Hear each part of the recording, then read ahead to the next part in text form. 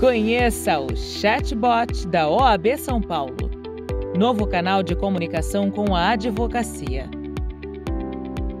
Por meio da ferramenta de automação e inteligência artificial, é possível falar com a OAB São Paulo sobre inscrições e cadastro, assuntos relacionados às sociedades de advocacia, certificado digital,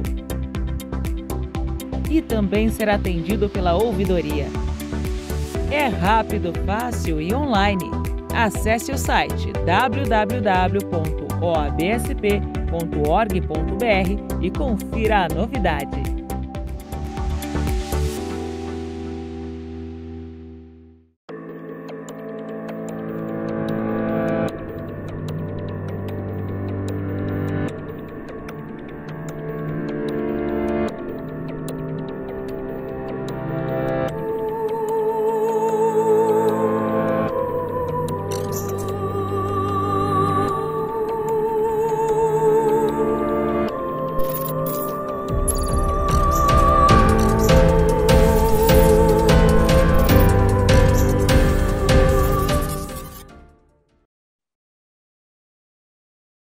Olá, sejam todos muito bem-vindos, muito bem-vindas.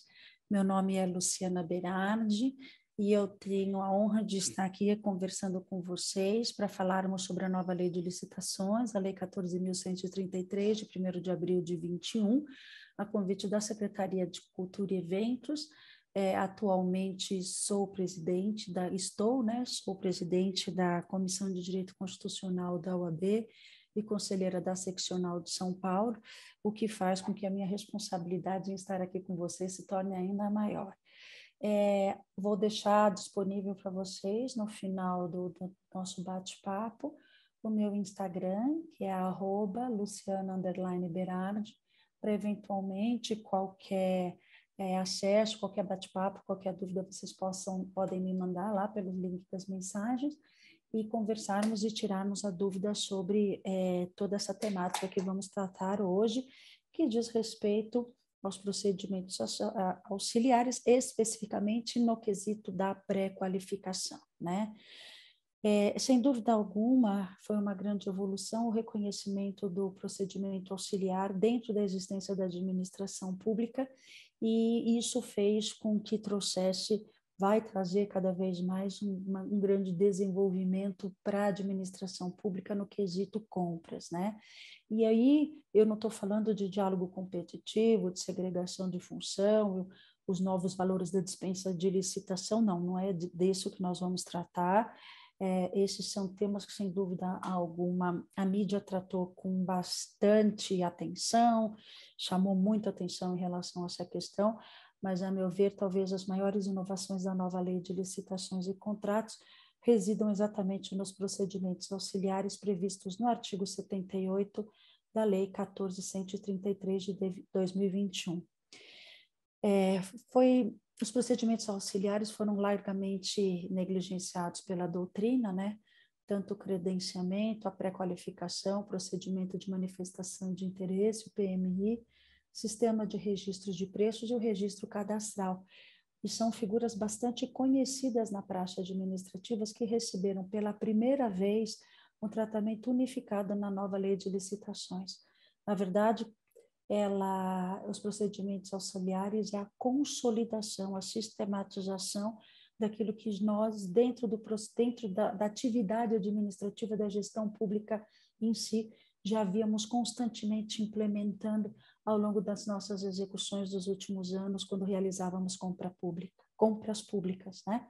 Segundo o professor Marçal Justen Filho, a categoria de procedimentos auxiliares congrega diversos procedimentos administrativos autônomos que, não por terem vínculos com uma licitação específica, podem ter seus resultados aproveitados em um número indeterminado de contratações, favorecendo, portanto, a padronização, a economicidade e a racionalização, né, pessoal, das atividades administrativas.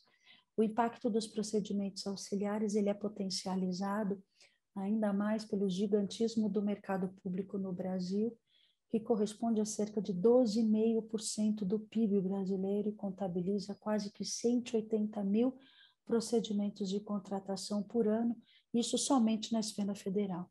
Então, para a maior parte dos gestores brasileiros, a prática da compra pública é um fenômeno quase binário, que orbita entre os polos opostos da contratação direta e do pregão. Um estudo realizado pelo IPEA mostra como o pregão cresceu exponencialmente desde 2001, correspondendo a 93% das licitações realizadas no país desde 2011. Nas últimas décadas, as modalidades licitatórias que eram agasalhadas lá pela Lei 8666 passaram a ocupar um espaço residual quase que inexpressível, cada vez mais esvaziado, né? Mas por exceções criadas como a Lei de Concessões de Serviço Público, as organizações sociais, as parcerias públicas e privadas, o próprio RDC, né? E as parcerias também voluntárias feitas com as empresas estatais. Ao incorporar em seu texto trechos de decretos, instruções normativas e até mesmo jurisprudência do TCU, né? A nova lei de licitações limitou-se a ser uma compilação útil, uma lei, digamos assim, maximalista, que inovou muito pouco, né? Mas ajuda a entender bastante a dinâmica da contratação pública do que ela efetivamente poderia ser, ter trazido maiores inovações do que apenas uma mera compilação daquilo que nós já estávamos acostumados a realizar na prática. Embora, né, ela seja merecedora de muitas críticas que recebe nessa seara, é preciso reconhecermos que o tratamento dado a esses procedimentos auxiliares é bastante positivo e apresenta um potencial relevante.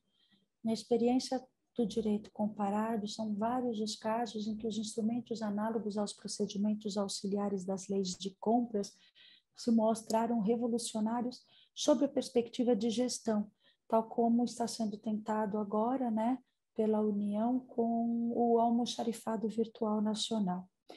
Por exemplo, eu gosto sempre de citar o exemplo do Government Digital Marketplace, que é uma plataforma britânica online criada pelo governo britânico, que revolucionou a contratação de serviços no setor de tecnologia de informação, em especial o desenvolvimento de software, hosting e ofertas de serviços digitais e soluções baseadas em nuvens pelo setor público no Reino Unido.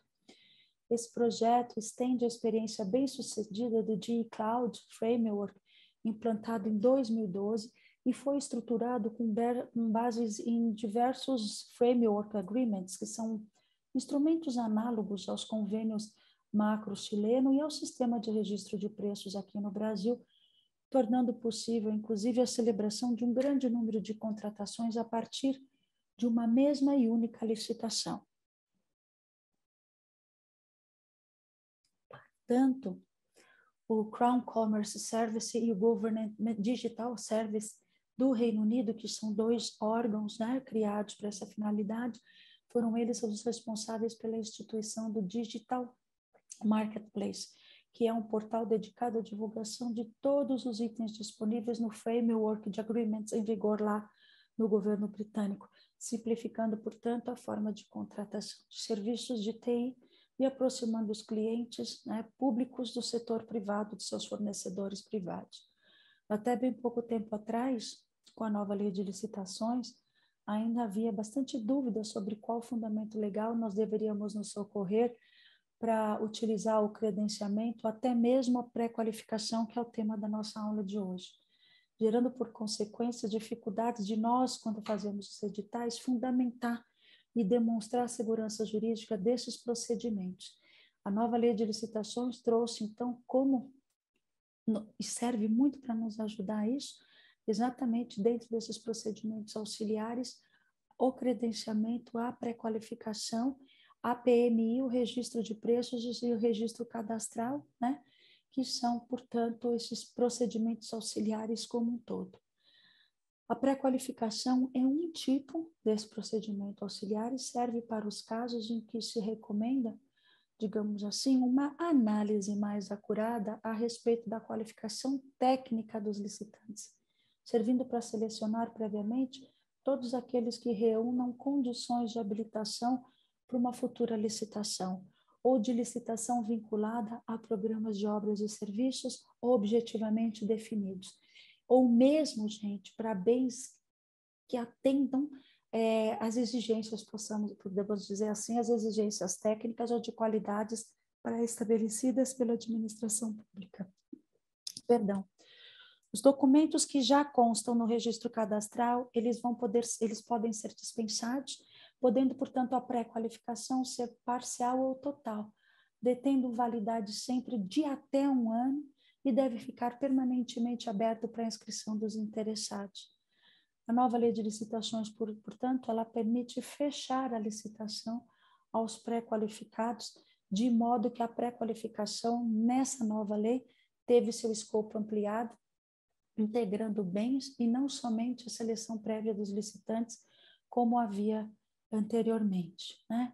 Eu vou, então, aproveitar, já que estamos praticamente falando disso, compartilhar a tela com vocês, para que a gente possa efetivamente dar andamento mais específico nessa temática, né? Deixa eu colocar aqui para vocês, aqui, modo de apresentação. Então, aí no modo de apresentação, vamos conversar um pouco sobre a nova lei de licitações e contratos da lei 14.133 e especificamente falar sobre a pré-qualificação, artigo 78, inciso 2. Deixo mais uma vez aí consignado na tela de vocês o meu nome e o meu Instagram para eventual contato. Nos acompanhem lá, que a gente está sempre falando sobre novos temas.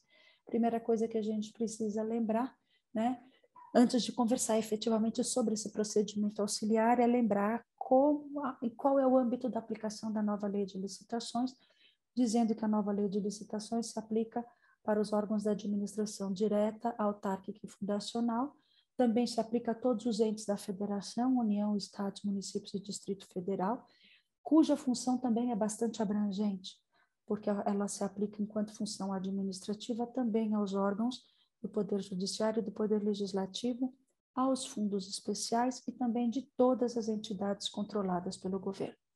Ela não se aplica, portanto, apenas às empresas estatais que seguem o regime, né, da Lei 13.303 de 2016, com exceção daquelas disposições lá do artigo 178 da própria lei, ok? A aplicação da lei vem descrita efetivamente no artigo 2º e no artigo 3º da NLL, da nova lei de licitações, sendo, portanto, a legislação, né, de aplicação subsidiária aos contratos de concessão e permissão de serviço público, nos modos do quanto descrito lá no artigo 80, descritos na Lei 89 e 87 de 96. E depois nós temos a Lei das Parcerias Públicas e Privadas, serviços de publicidade com agendas e propagandas, portanto, são legislações cuja aplicação da nova Lei de Licitações é subsidiárias. Lembrando que não se aplica a nova Lei de Licitações, conforme já dito, contratos de operação de crédito, gestão da dívida pública, inclusive as contratações sujeitas à legislação própria nos termos do que eu comentei anteriormente com vocês, né, que é a aplicação da lei das estatais, a legislação das estatais, a lei 13.303. Tá aí, então, quais são os objetos, né, o que a gente faz com compras públicas, né?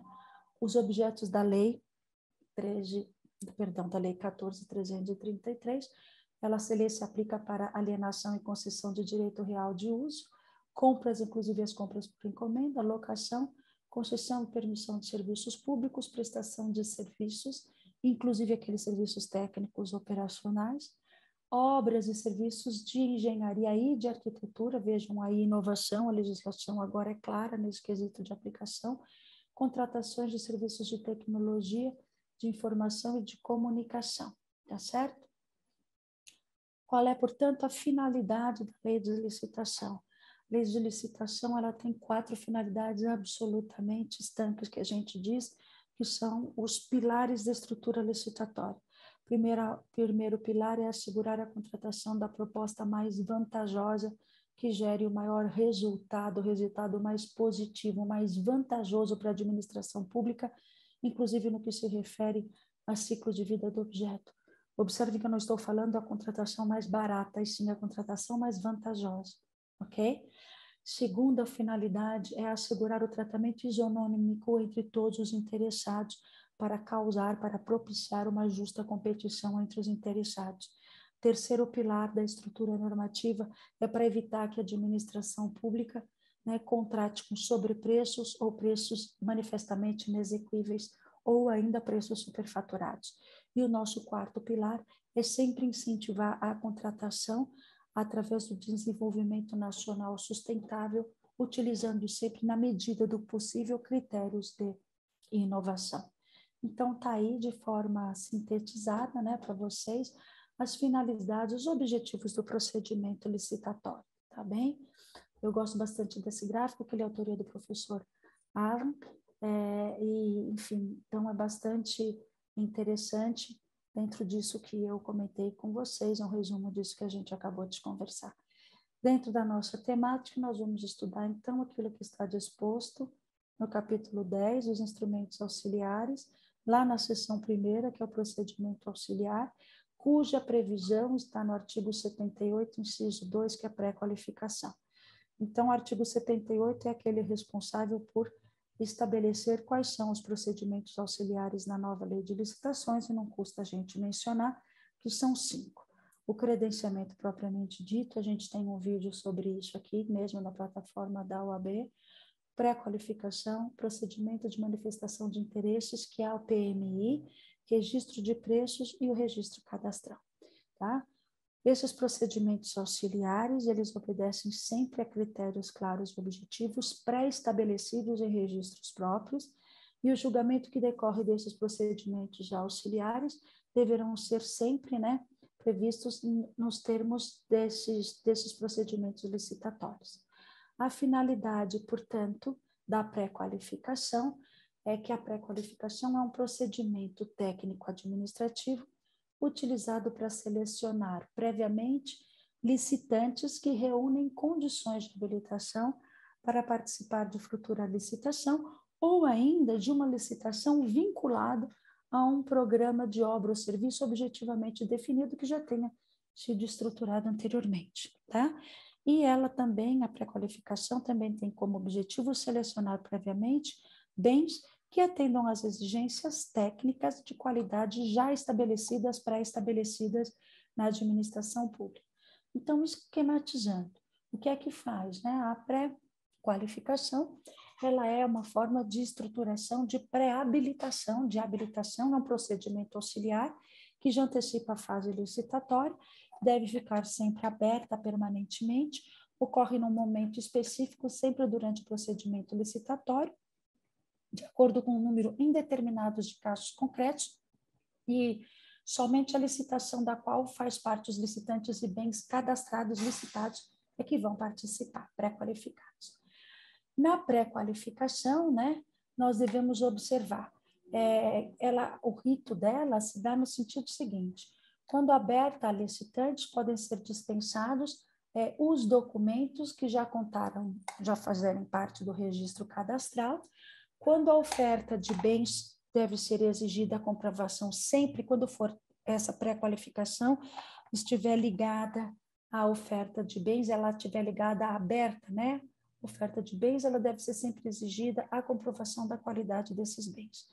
O procedimento da pré-qualificação, como eu disse, ele fica permanentemente aberto para a inscrição dos interessados, né? E nos editais de pré-qualificação, necessariamente devem constar as informações mínimas necessárias para a definição clara e transparente do objeto e a modalidade e a forma da futura licitação e seus critérios de julgamento. A apresentação da documentação, portanto, é uma pré-habilitação, se faz durante o órgão, ou se faz durante o órgão perante, né, ao órgão ou comissão indicada pela administração, que deverá examiná-lo no prazo de 10 dias úteis e determinar a correção ou reapresentação dos documentos conforme a necessidade, com vistas à ampliação sempre da competitividade do objeto. Os bens e os serviços pré-qualificados, né, devem integrar o catálogo de bens e serviços da administração pública.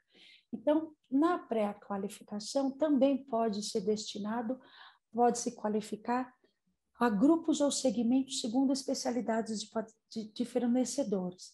E ela pode ser também total ou parcial, onde todos os requisitos técnicos ou de habilitação necessários à contratação fique assegurada, em qualquer hipótese, a igualdade de condições a todos os interessados. É muito importante a gente observar que, quanto ao prazo, a pré-qualificação, ela terá validade sempre de 1 ano no máximo e poderá ser atualizada a qualquer tempo. Esse registro, né, da pré-qualificação dessa documentação no órgão é válido por 1 ano, né, e pode ser atualizado. É praticamente a mesma coisa que a gente via no certificado de registro cadastral, do CRC, né? Não pode ter validade superior a 1 ano dos documentos apresentados pelos interessados. E, além disso, todos os licitantes e bens pré-qualificados obrigatoriamente deverão ser divulgados e mantidos à disposição do público na internet ou no site oficial do órgão. E lembrando que a licitação que se seguir dessa pré-qualificação, né, ela deve ser restrita a licitantes e aos bens, sempre aos bens pré-qualificados, ok? Ela vem descrita lá no artigo 79 e 80, né, da Lei 8666, dentro das hipóteses de pré-qualificação objetiva, sempre ligadas a bens, ou subjetivas ligadas ao licitante, ou seja, a gente pode pré-qualificar bens ou pré-qualificar licitantes, de maneira semelhante à Lei 12.462 de 2011 e à Lei das Estatais, que é a Lei 13.303 de 2016, além de seguir sempre as diretrizes das referidas normas para esse procedimento auxiliar. A dispensa, né, a pré-qualificação, ela dispensa-se na pré-qualificação documentos que já existam no registro cadastral. Ela também exige que haja uma previsão expressa de que somente constará do edital informações mínimas necessárias para a definição do objeto. E a pré-qualificação, ela também traz a necessidade de divulgação da modalidade, da futura licitação e os critérios de julgamentos que eventualmente serão utilizados à nova licitação, ok? A pré-qualificação, né, deve necessariamente fixar o prazo máximo para avaliação dos documentos pelo órgão ou comissão responsável, que, como eu disse, é de até dias, disse anteriormente, né, pode ser de até 10 dias úteis, ok? E os bens e serviços pré-qualificados integrarão os catálogos de bens e serviços da própria administração pública, tá? E a pré-qualificação também ela só é válida apenas enquanto durar a validade do vencimento dos documentos apresentados nos termos do quanto descrito no artigo 79, parágrafo 8º, inciso 3 da Lei 14.133.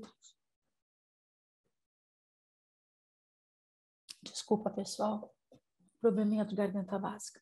Portanto, a pré-qualificação será válida, portanto, até, repetindo, né, o vencimento dos documentos nos termos do artigo 79, parágrafo 8º, inciso 3. Está aí, então, portanto, para vocês o resumo geral da pré-qualificação. Então, o que é a pré-qualificação? É um procedimento seletivo, prévio, né, que onde são feitas as análises das condições de habilitação total ou parcial e também do objeto. Que objeto? Tanto de bens quanto de serviços. Ele é diferente da licitação porque é um procedimento auxiliar, ele não é uma fase licitatória, que fica aberta permanentemente, serve para os licitantes ou para bens e serviços. A validade da pré-qualificação é sempre de, no máximo, 1 ano, limitada à validade dos documentos descritos, colocados, né, descritos no edital. Lembrando que a pré-qualificação ela pode ser total ou parcial. A pré-qualificação pode ser por grupos ou segmentos. Ela também pode ser para bens e serviços que integrarão o catálogo, né, do órgão público. E ela tem um prazo, né, de 10 dias úteis para a comissão analisar os documentos, tá bem? E a pré-qualificação ela pode ter uma licitação restrita também aos pré-qualificados, tá bem, pessoal? Então, lembrando que dentro dos procedimentos auxiliares, né, como é que será, quem é que deverá regulamentar a pré-qualificação? Isso é muito importante, tá? A pré-qualificação necessariamente precisa ser regulamentada. Então, quem vai regulamentar? Entes federativos, por meio dos respectivos órgãos com competências regimentais. A lei é bastante detalhista nesses procedimentos auxiliares e esses deverão ser customizados pelos entes indicados acima, portanto, União, Estados e municípios, né? E também deve ser feito, a meu ver, sugerimos sempre, quanto maior o detalhamento, melhor, o regulamento interno dos órgãos ou entidades públicas dos entes federativos, de acordo com a sua estrutura interna do controle de licitações, para que seja feita de maior transparência e economicidade dentro desses procedimentos, ok? Então, como eu comentei com vocês, aí quem regulamenta a pré-qualificação, entes federativos por meio dos seus respectivos órgãos e competências regimentais. Tá ok, pessoal? Então, assim, eu agradeço a vocês, lembrando que eu fico à disposição, né? Muito obrigada, fico à disposição no Instagram, @Luciana_Berardi. Obrigada e até a próxima. Nos vemos nos nossos próximos encontros.